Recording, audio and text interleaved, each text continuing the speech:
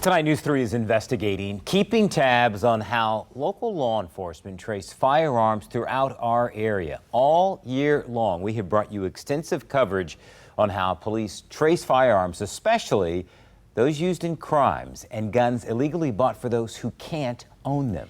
The Bureau of Alcohol, Tobacco and Firearms and Explosives, or the ATF, is a government agency working hand in hand with law enforcement on tracing firearms. Our I-Team producer, Kelly Dietz, and I-Team photojournalist Wayne Pellenberg got a behind-the-scenes access to the agency's National Tracing Center. And now, News 3 investigator Zach Dahlheimer continues our Trigger Trace series coverage on how the ATF traces the life of a gun and how local authorities are using this resource to combat gun violence. ATF is the only federal law enforcement agency tasked with tracing of firearms. We regulate the firearms industry. Roughly 250 miles away from Hampton Roads, Martinsburg, West Virginia, home to the only facility of its kind really in the world. Neil Trotman is program manager at the ATF's National Tracing Center. Law enforcement nationwide, when they recover firearms through the course of an investigation, they submit the descriptions of those firearms to the ATF National Tracing Center so that we can trace those firearms for them. Trotman says on any given day, the center gets upwards of 1,700 firearm trace requests. This year, we're expecting to surpass 540,000 trace requests coming in. By piecing together that chain of distribution of the gun is to identify that first unlicensed retail purchaser of the firearm. Is that the person that's associated with this crime? Is that the suspect in this investigation? How was the gun purchased by one individual and now is in possession of another individual or being used in a crime by somebody else? Then it becomes good old-fashioned police work, whether by ATF or by the state and local law enforcement, in determining how that gun went from the legal sale of the gun to being recovered in a crime. It's not just local law enforcement. We have a great working relationship with our federal partners. Norfolk Police Chief Larry Boone says their teamwork with ATF has helped in their efforts of tracing down triggers. So we made an effort with the partnership of ATF to look at every gun we recover, who purchased it, where it ultimately ends up, how long it took from purchase to use of crime, and how it's impacting our communities. When it comes to traces, Trotman says there's essentially two types. We have a routine trace, which is your run-of-the-mill firearms recovered. Law enforcement submits the trace request. And our turnaround time on that right now is approximately 7 to 10 business days. We'd like to see that shorter. And then an urgent firearms trace. If it's a high-profile shooting, if it's a mass shooting, if it's something that's being covered live on television, if it's police officer involved or a kidnapping, something that's time sensitive, our objective there is to get it done within 24 hours.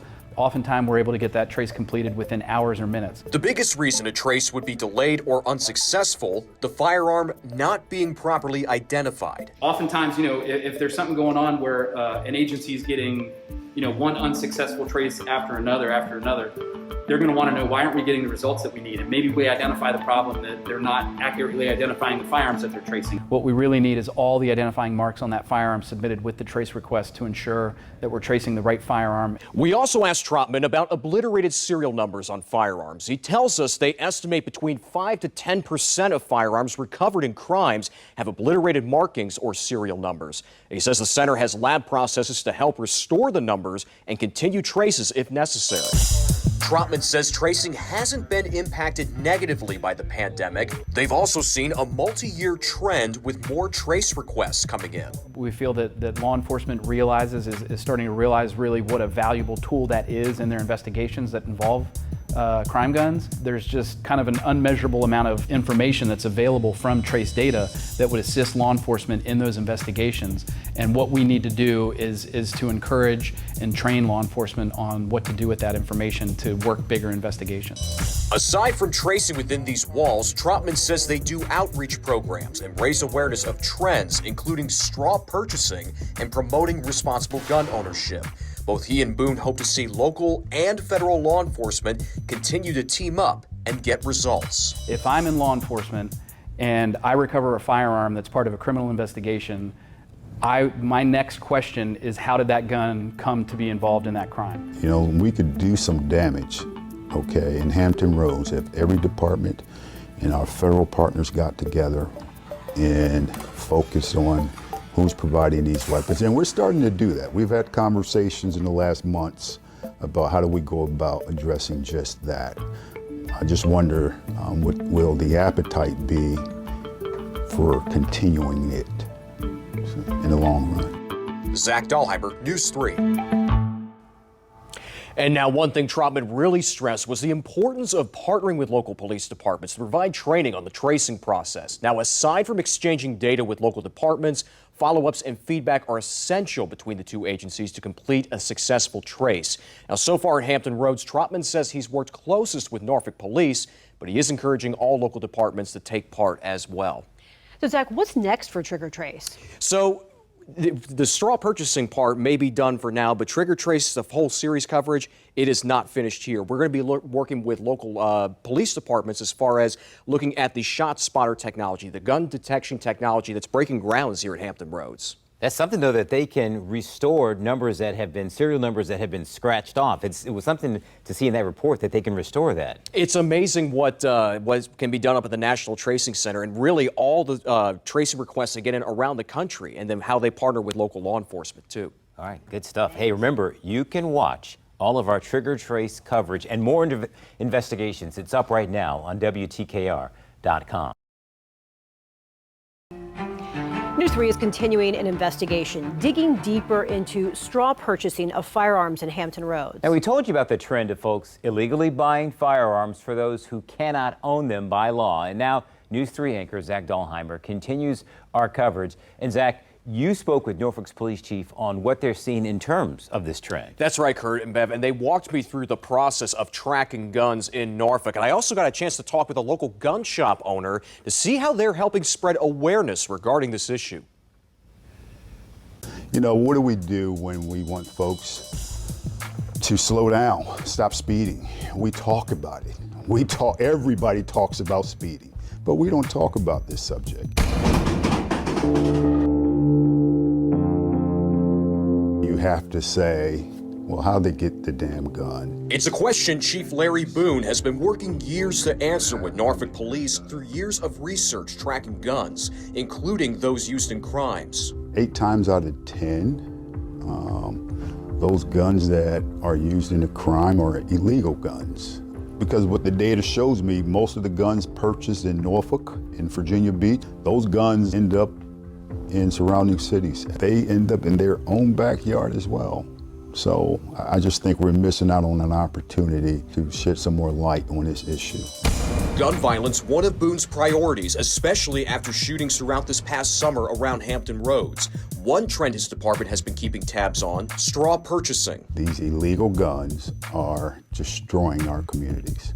I embrace the Second Amendment. What I don't embrace is illegal gun trafficking and irresponsible gun ownership. Chief Boone told us straw purchasing of firearms has been on the rise for the past 2 to 3 years. In some cases, it's a girlfriend purchasing it for a boyfriend who is a felon. Another motivation could be money. You got gang members that will pay an individual in fine standing to purchase a weapon for them. He says social media has been a resource for cracking down on illegal guns. We have individuals showcasing through social media that they are in the gun store purchasing a weapon for someone else.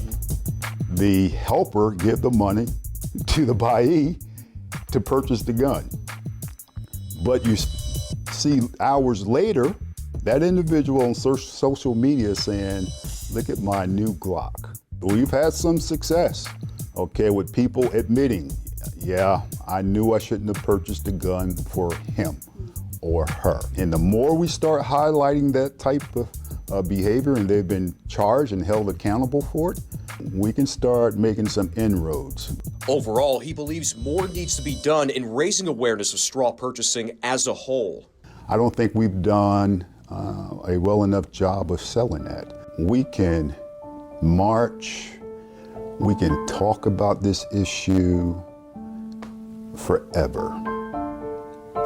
But if you really want to impact the illegal flow of guns, okay, we have to start focusing on those individuals that are selling the guns to folks that shouldn't have them to start with. Nobody wants people that aren't supposed to have guns to get them. We first introduced you to Bob's Gun Shop owner Steve Dowdy in our last report, who's also speaking out about the trend.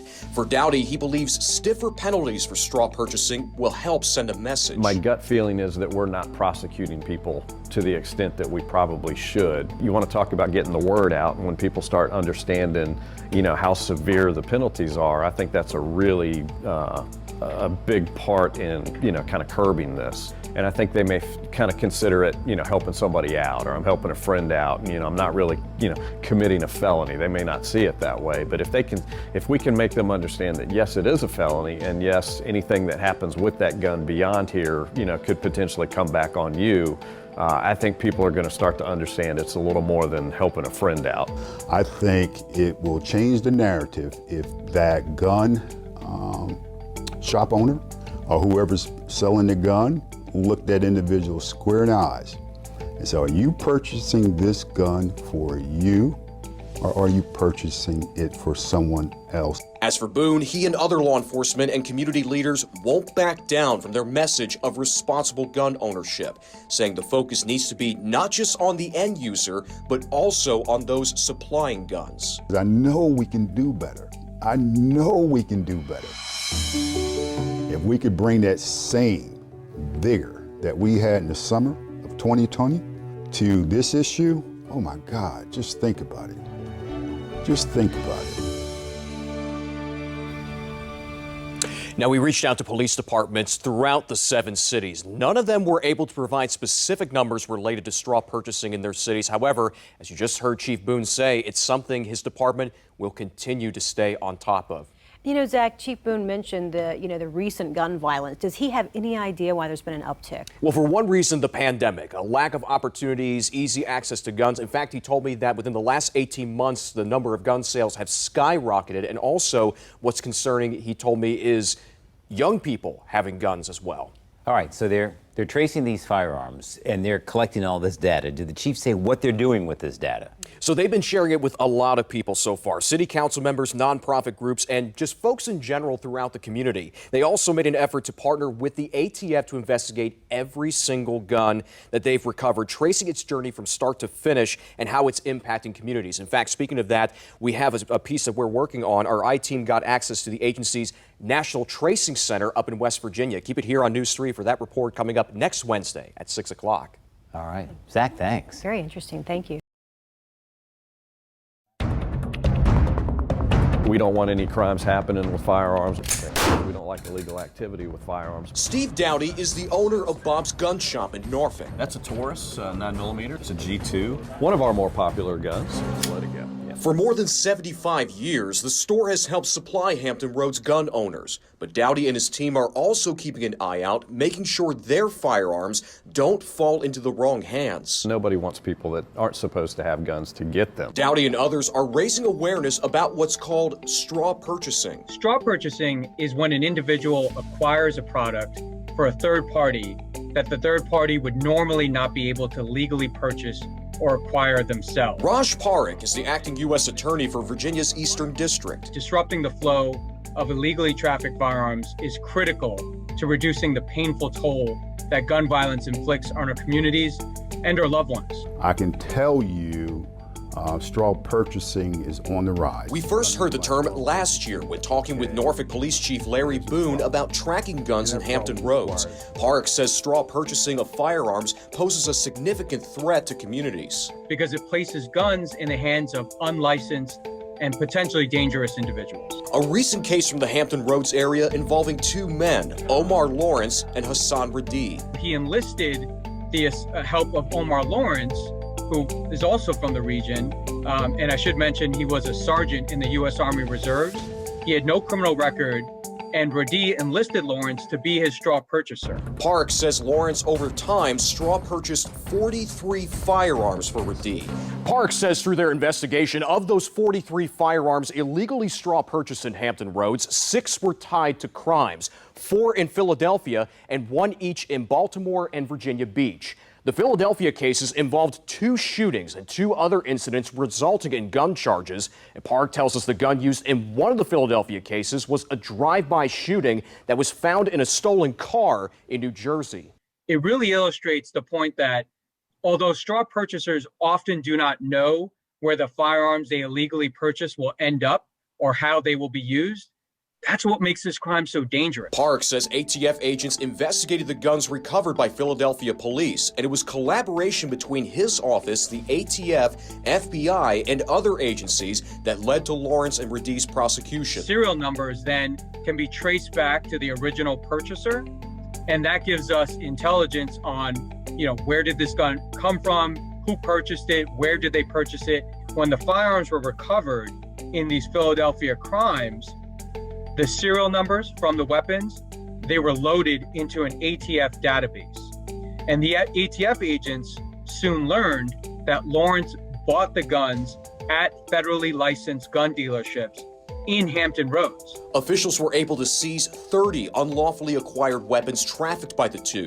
Earlier this year, Lawrence was sentenced to 78 months and Radi 57 months in prison. And because of our collective efforts, these defendants received significant sentences, and the straw gun networks that they contributed to were dealt a critical blow. Prohibited possessor of a firearm is anything. It can be a rifle, shotgun, or handgun. Gotcha. Meanwhile, Dowdy says his shop has ways to seek out potential straw purchasers. It's very hard to determine, a lot of times if somebody is straw purchasing. We'll have 2 people in the store at the same time, and one tries to buy it and then finds out that he can't purchase. Maybe he's not a state resident. Does it look like somebody's picking it out and another person is buying it? That's the big thing that we look for. He tells me ATF officials work with his store to educate their staff on straw purchasing. But what do local law enforcement see? 8 times out of 10, those guns that are used in a crime are illegal guns. When we return, You have to say, well, how'd they get the damn gun to start with?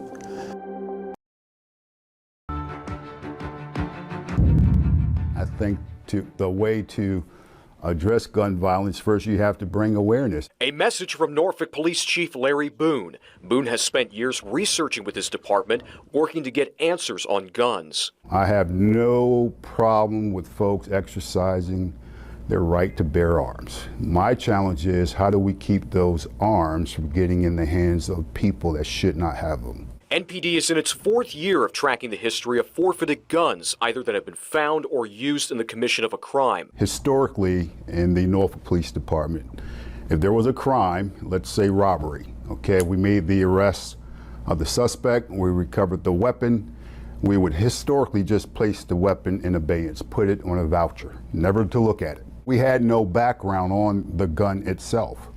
I didn't think that was very strategic. We wanted to create a picture so we could take the guesswork out. It's given us an idea of what's going on as it relates to gun violence, as it relates to who's buying the guns, as it relates to where the guns ultimately end up. Let's dive into data we got from NPD for 2019. According to their report, 791 firearms were recovered or traced. Of that, 73 were reported stolen. What stood out the most was the cluster of guns that were located in our challenging communities. But their research goes further, looking at age, race, and sex. Norfolk Police's research also looks at guns traced to incidents and felons. For example, of 496 firearms recovered from individuals in 2019, 52 of them were involved in shooting-related incidents. Of those 52, 23 were recovered from felons. Guns are going to fall in 3 categories. Guns was lost, the gun was stolen, or straw purchase. We asked Boone about straw purchasing. Let's say Joe Smith is a convicted felon. He's not able to purchase a gun legally. He'll go get a cousin or a relative that's never been convicted of a felon, that's in good standing in society, and that person will purchase the gun for him. Boone also touched on recent legislation signed into law in 2020, including required reporting of lost or stolen guns to law enforcement. With the legislation in place, we hope that, one, it will change behavior. And if it changes behavior, it will hopefully reduce folks from getting guns that shouldn't have them in the first place. His department has also been vocal on social media, posting stats related to this information. I think when you paint a picture that's undeniable from the start to the end of the gun recovery or the arrest, and you are able to see without question where the gun was purchased, where it was ultimately recovered, and who was in possession of it. Okay, there's a problem. And that problem requires the entire community to address. He hopes this type of research will be picked up by other departments around the Commonwealth. When we collectively as a whole throughout the state have some of the same data that says some of the same thing, everybody can't be wrong. Is this something that Chesapeake would consider possibly taking on yourselves, or maybe collaborating with Norfolk on about this? Absolutely. We were simply amazed by the level of detail and, of course, the information that came from that. And we were wondering if similar conditions exist with us as well. The ideal goal at the end of all this is hopefully that violent crime will be reduced. We've also reached out to the other departments across Hampton Roads requesting similar data. We'll keep you posted if we get that information. In the meantime, the data we got from all three departments taking part goes back to 2017. You can find all that information right now at WTKR.com. I'm Zach Dahlheimer for News 3. 911, what is your emergency? Guns are a problem pretty much in any urban environment. We know that illegal guns create significant harm to the community. A News 3 investigation is digging deeper into guns recovered throughout Hampton Roads, firearms lost, stolen, found in the hands of convicted felons, and even used in crimes. We know that we, on average, collect a gun a day. We sat down with chiefs throughout the 7 cities to speak about the issue, including Chesapeake Police Chief Kelvin Wright. We recover a gun either as a part of a crime or it has been turned over to us through some lawful means. In data we requested from CPD for 2019, the department recovered 349 firearms. 285 firearms recovered were stolen, and of the total number recovered from convicted felons, 73. Wright tells us there's a rise in vigilance among officers when looking for illegal guns. When they perform traffic stops, the key is to make sure that when you're looking into a car, that you just don't just focus on the driver, but also look to see if in fact you see a gun that's laying on the seat or laying under the seat. That helps us to determine if in fact guns are being trafficked illegally. Officers are also preaching safe ownership, Wright adding an issue with guns in his city being some stolen from cars. They leave their cars unlocked, and someone who's of a particular mind, knowing that someone's going to be away from a car from time, they rummage through the cars and they hit the jackpot. We have people who do what I call car hopping. They go into a neighborhood and they just try every car door till they find one that's open, and then they rifle through it. And they're looking for quick cash or they're looking for guns. Terry Salt has been tracking firearms up the peninsula as chief of Hampton Police. We have cases of community guns where you go into a neighborhood and there's a gun location, there's a stash location for guns, maybe a hole or under a stump or something like that. And all the people in the neighborhood know where it is and they need a gun, they go get it. In the same year, Hampton Police traced 376 firearms. Not all traced were used in a crime. Of those traced, 206 were reported stolen. 109 firearms were recovered, 88 from convicted felons. HPD, like other local departments, used the ATF's E-Trace system when tracking firearms. The gun tells the story. It's kind of like in a lot of cases, you follow the cash.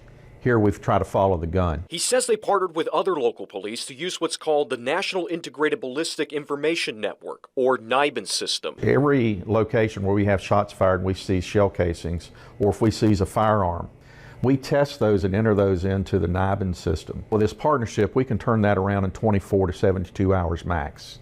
And that is a very key element because what we're trying to put together is a pattern of life of that firearm. An example, a shooting in September 2019 involving 3 juveniles at an apartment complex. Officers tell us during a search of the unit the 3 went to, a 9mm handgun was found concealed under a couch, later identified through Neidman as being fired at the time of the shooting. One of the victims, a 14-year-old boy, admitted to the firearm previously while being treated at a hospital and was charged with possession of a firearm by a juvenile. Officers say the firearm in question was believed to have been stolen from a vehicle in the city in May 2016. We have to work together. The community is the latchkey. The community is the ones that pull this whole thing together. Overall, Salt says collaboration with local and federal agencies is key, as well as intervention and providing opportunities to steer young people away from crime. There are no winners in a shooting. I don't care what side of the event you're on, whether it's a suspect's family or whether it's a victim's family, everyone is devastated.